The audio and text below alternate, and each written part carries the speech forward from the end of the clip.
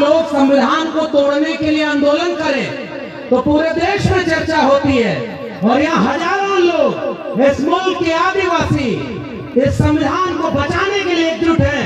उस दिल्ली को सुनाई नहीं देता है, हम उसे सुनाने के लिए यहाँ आए हो। और मैं सबसे पहले आप सभी लोगों की इस एकता को, आपकी लड़ाई को सलाम करता हूं। और ये लड़ाई तो कोई आज की नहीं है, हम लोगों को तो पढ़ने लिखने का मौका मिला तो हम लोग भी गलत इतिहास पढ़ते थे। जब भी यहाँ लोग बता रहे थे कि जहां हम खड़े हैं ये बेड़का जगह है, और इसे बदल करके कैसे बेड़ेश्वर धाम किया गया है और वहां नए नए मंदिर बन गए हैं, ये गलत कर दिया। हमारे इतिहास पर अपना इतिहास आरोपित कर दिया।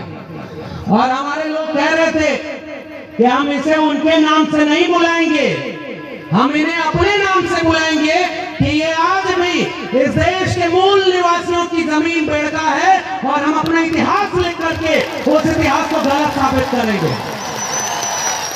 और यही काम पूरे देश में हुआ है साथियों। आप तो जागरूक लोग हो, हम आपसे कोई नई बात कहने नहीं आए, हम तो आपसे मिलने आए और मिलकर जा रहे हैं।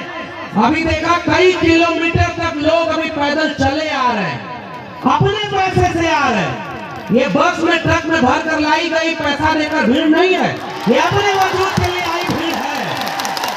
तो हमारे पास तो ये बात की मौका है, भवन जी और तमाम लोगों ने ये मौका दिया कि हम आपसे हिम्मत लेकर जा रहे हैं। और जितनी भी कोशिश हमारी है दिल्ली में खड़े होकर ये बात कहेंगे और लड़ेंगे कि संविधान विरोधी तमाम लोग, यह बात आंख खोल कर देख लो कि इस मुल्क के SC, ST, OBC संविधान को मानने वाले अब एकजुट हो गए हैं और तुम्हें देश को बर्बाद नहीं करने देंगे। तो पहली बात यही कि साथियों एकजुट होने का वक्त है। मैं तो आदिवासी समाज से आता भी नहीं, मैं तो OBC समाज से आता हूँ। OBC मतलब जानते हैं, और मुझे पता चला है कि इस कार्यक्रम में ढेर सारे OBC भी आए हुए हैं। और आपके बारे में तो हमें भी 2 साल पहले पता चल गया था कि जिन आदिवासियों को वनवासी करके तोड़ने की कोशिश हो रही थी, 7-8 साल पहले उस आदिवासी परिवार ने एकजुट होकर सबको जोड़ने की कोशिश कर ली, और आपने क्रांति कर दी है भाई, मैं आपको सलाम कर रहा हूं। और आपने जो 2 विधायक जिताए उनमें से एक तो हमारे पिछले दिनों दिल्ली गए थे, अपने विद्यार्थियों को, अपने इलाके के छात्रों को एरोप्लेन में लेकर के पूरा दिल्ली घुमाया कि जागो और पढ़ाई करोगे तो एक दिन दिल्ली पर तुम कब्जा भी कर लोगे, ये कहने की बहुत जरूरत है। और ऐसे वक्त में ले आए हैं वो दिल्ली, जब इस देश में एक प्रधानमंत्री ऐसा बैठा है जो पहले जब चुनाव लड़ रहा था तो वादा क्या किया था कि वो बेच रहे हैं भारत को, मैं चैन से कैसे सो जाऊं, सौगंध मुझे इस मिट्टी की, मैं देश नहीं बिकने दूंगा। बोला था ना, आप लोग भी सुने थे ना कि देश बेचेगा नहीं, न खाऊंगा और न खाने दूंगा, ये नारा लगाया था ना। अब जब प्रधानमंत्री बन गया तो 8 साल में क्या कर रहा है, पहले रेल बेच दिया, फिर बैंक बेच दिया, फिर LIC बेच दी, फिर BSNL बेच दिया, हमारी जल जंगल जमीन को बेच दिया, हमारी शिक्षा में 13 पॉइंट रोस्टर ले आया था कि हमारे प्रोफेसर भी न बन पाए, और जहां हवाई जहाज वालों को, हवाई चप्पल वालों को हवाई जहाज में चलाएंगे, हवाई जहाज भी बेच दिया।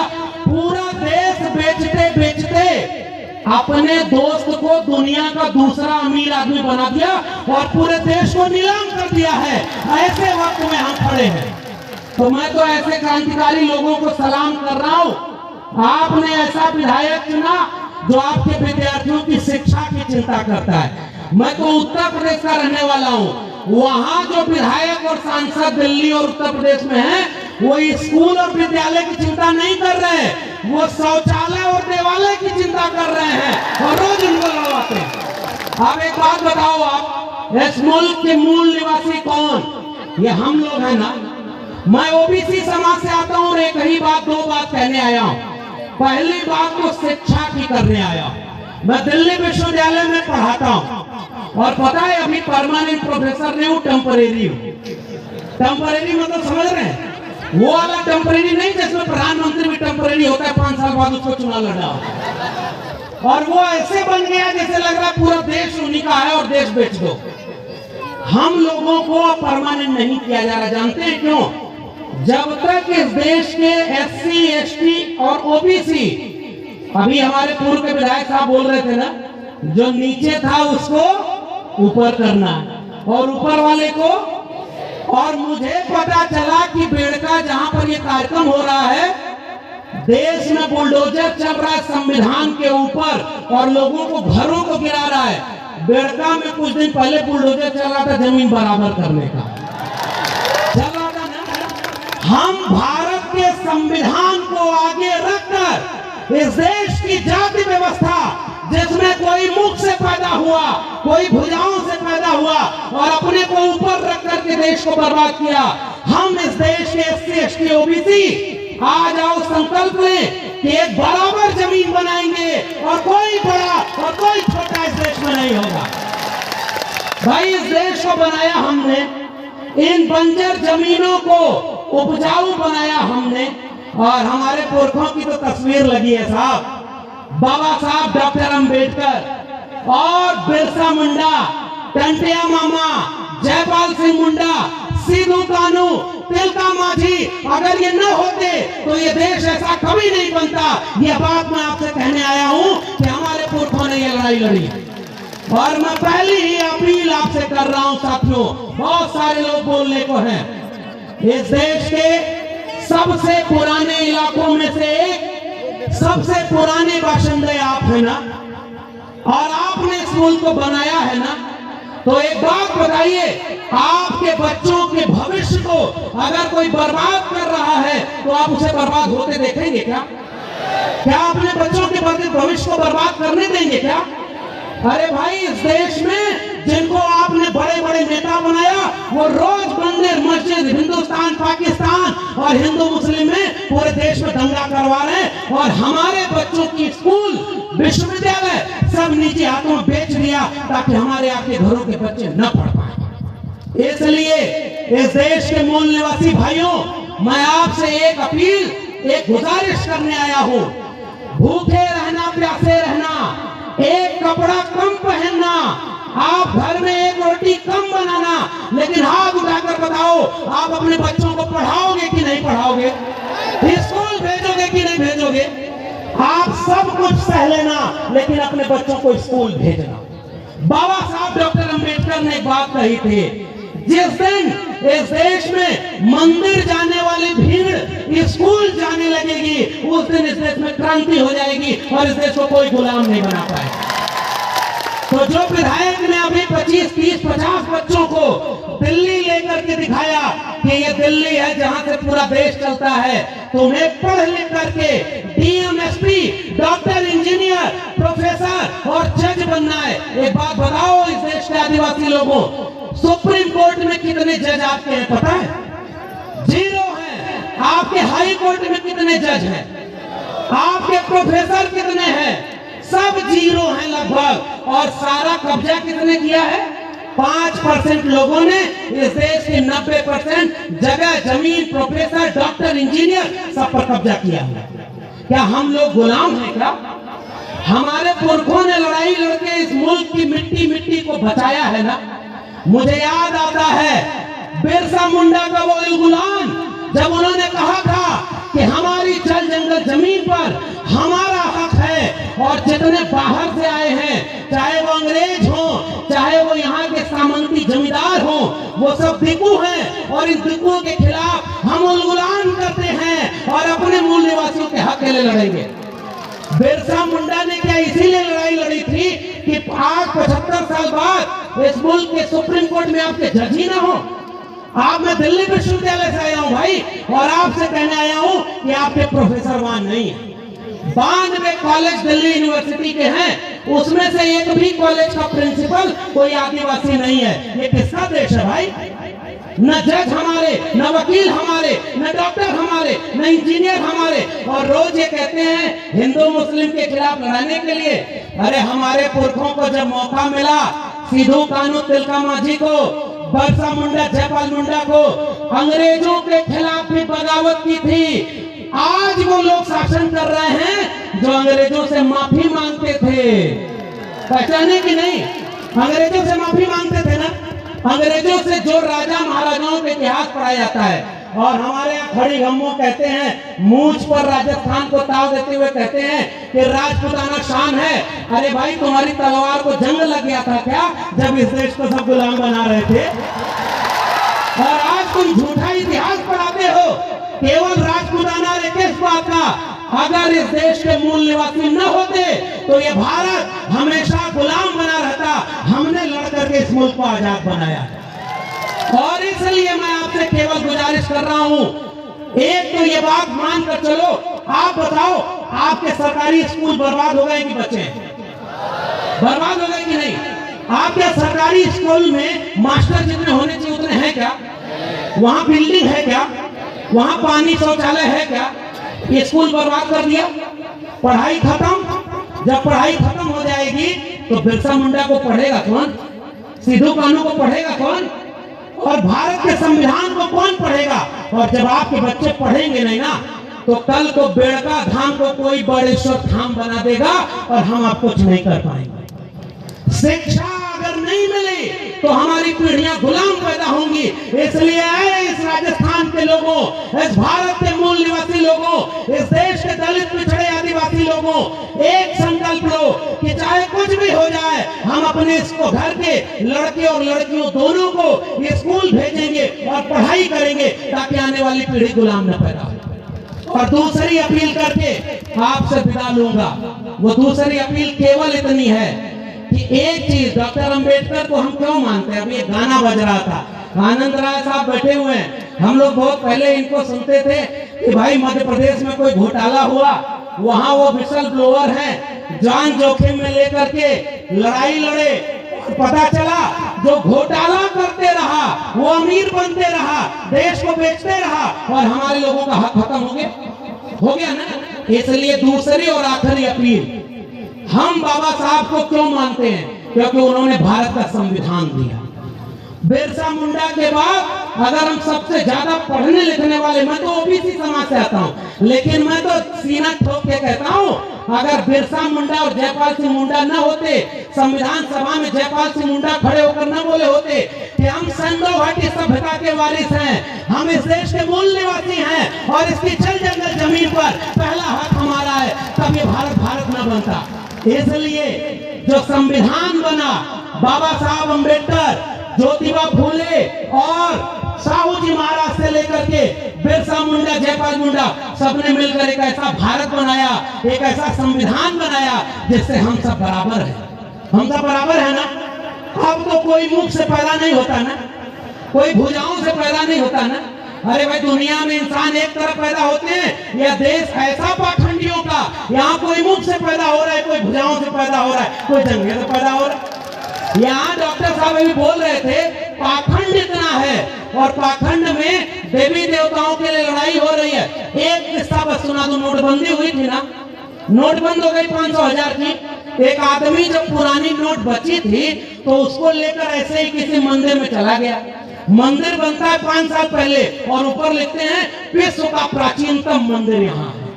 अभी 5 साल पहले बना, जमीन कब्जा करने के लिए। जमीन की लड़ाई आप लड़ रहे हैं और वहां गया वो आदमी तो पुरानी नोट जो 500,000 की थी वो जल्दी जल्दी मंदिर के देवता को चढ़ाने लगा। तो बीच में अचानक एक आदमी आया और कहा कि ये कौन सी नोट चढ़ा रहे हो, ये नोट तो बंद हो गई है।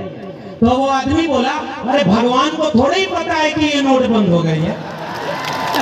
और वो आदमी गुस्से में फिर खड़ा होकर बोला, भगवान थोड़े ही ये नोट लेते हैं, जो नोट लेता है उसको पता है कि ये नोट बंद हो गई, इसलिए नोट को नहीं चढ़ाओ।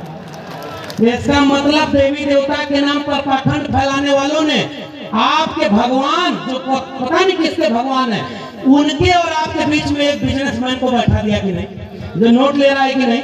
अगर नोट नहीं मिलेगी तो बिजनेस चौपट हो जाएगा ना। उनका तो वो बिजनेस, हमारे ज्योतिबा फूले ने किताब लिखी गुलामगिरी। उन्होंने कहा कि जैसे बाल बनाना नाई का धर्म नहीं धंधा है, जैसे लकड़ी का काम करना कुम्हार लोहार का बढ़ई का धर्म नहीं धंधा है, लोहे का काम करना लोहार का धर्म नहीं धंधा है, वैसे ही मंदिर में बैठ के पूजा पाठ कराना और दान के पेट पर भरना उस पुजारी का धर्म नहीं धंधा है। इसलिए वो अपना धंधा कर रहा है, हमारा धंधा चौपट है। आज यह आखिरी अपील है आदिवासी परिवार के लोगों, आपसे हमें हिम्मत मिल रही है। दिल्ली वाले आपको नहीं दिखाएंगे, लेकिन मैं आपसे एक भरोसा कर रहा हूँ, मैं लौट कर दिल्ली जब जाऊंगा तो दिल्ली के मीडिया वालों से पूछूंगा और अपने सोशल मीडिया प्लेटफॉर्म से ये बात लोगों के सामने रखूंगा कि भारत की राजधानी दिल्ली में 10 लोग भारत का संविधान जलाए, उन पर मीडिया चर्चा की, ये हजारों लोग भारत का संविधान बचाने के लिए आए हैं, तुम्हारी मीडिया में क्यों इसकी खबर नहीं है? ये मैं सवाल पूछूंगा उनसे। और दूसरा सवाल करूंगा, जो भारत के संविधान को जलाया, जो देश में मुसलमानों के खिलाफ दंगा करवा रहा है, मंदिर मस्जिद में लड़वा रहा है, वो जेल में नहीं है। और हमें पता चल रहा है राजस्थान, मध्य प्रदेश, उत्तर प्रदेश, जहां जो दलित पिछड़े आदिवासी अपने हक के लिए लड़ता है, उसको फर्जी मुकदमे में जेल में डाल रहे हैं। क्या ये भारत के संविधान की हत्या है कि नहीं है? जोर से बोलिए, भारत के संविधान की हत्या है कि नहीं? क्या भारत के संविधान को खत्म किया जा रहा है कि नहीं? क्या भारत के संविधान को खत्म होने के बाद हमारा कोई हक बचेगा? जोर से बोलिए। भारत का संविधान नहीं रहेगा तो हम रहेंगे क्या? संविधान खत्म हो गया तो क्या हम रहेंगे क्या? अगर SC ST OBC आपस में लड़ते रहे तो क्या संविधान बचा पाएंगे क्या? इसलिए आदिवासी परिवार के लोगों, देखो चुनाव तो आपको मैं कुछ कहूंगा नहीं। आपने 2 विधायक ऐसे चुन दिए हैं, एक कह रहा है बराबर करना है और दूसरा अपने बच्चों को पढ़ाने के लिए दिल्ली ले जा रहा है। अब मुझे और नहीं कहना है, लेकिन इतनी गुजारिश करूंगा, अगली बार चुनाव आए तो ऐसे विधायकों से विधानसभा भर देना जो आपके बच्चों का भविष्य बनाए। आपको गुलाम मत चुनिएगा। बाबा साहब से लेकर फूले साहब से लेकर इस देश के दलित पिछड़े आदिवासियों ने गुलाम चुना है, इसलिए वो हमारे बच्चों के लड़ नहीं पाते। अरे ऐसे लोगों को चुनिए जो अपनी कुर्सी के लिए नहीं, आने वाली पीढ़ियों की लड़ाई लड़े। एक काम वो करिएगा। और दूसरी अपील, जब भी जरूरत पड़े, इस देश में OBC समाज से आता हूं और OBC समाज के लोग जहां भी होंगे, मैं उनसे एक बात कह रहा हूं, प्रकृति पूजा हम भी करते हैं। OBC समाज में कोई पाखंड, कोई पुजारी की जगह ही नहीं।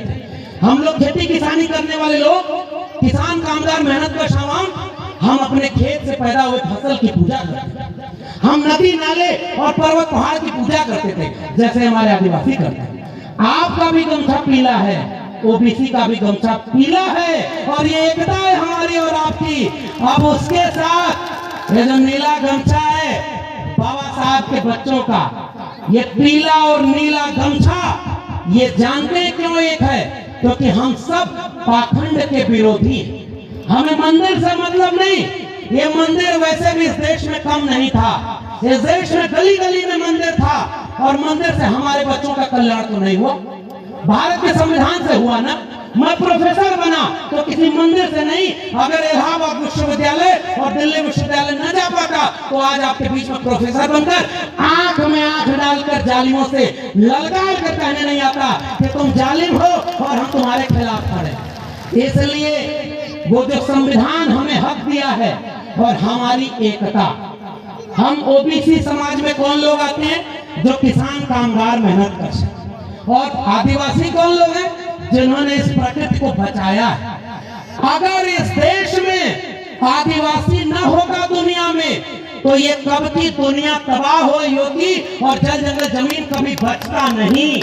अगर जल जंगल जमीन बची है तो आदिवासियों के लिए बची है, आदिवासियों ने उसे बचाया है। एक बात कहूंगा राजस्थान के लोगों, भारत का नक्शा कभी उठाइए, 3 नक्शा लीजिए। पहले नक्शे में भारत का भूगोल बनाइए, जहां पहाड़ नदी नाले होंगे, जहां सबसे ज्यादा खनिज संसाधन होगा, वहीं आदिवासी होगा। इस बात को समझिए। और आपकी जमीन छीनी जाएगी ताकि किसी अंबानी और अडानी के हाथों आपकी जमीन और खनिज संपदा बेच दी जाए और आपको मजदूर बना दिया जाए। क्या आप मजदूर बनने को कबूल करेंगे? क्या जल जंगल जमीन छोड़ देंगे क्या? और वही जल जंगल जमीन तो हमारी OBC की भी लड़ाई। अगर खेत नहीं होगा तो इस देश का ओबीसी भी कुछ नहीं कर पाएगा। तो जल, जंगल, जमीन और आत्मसम्मान की लड़ाई SC, ST, OBC के 90%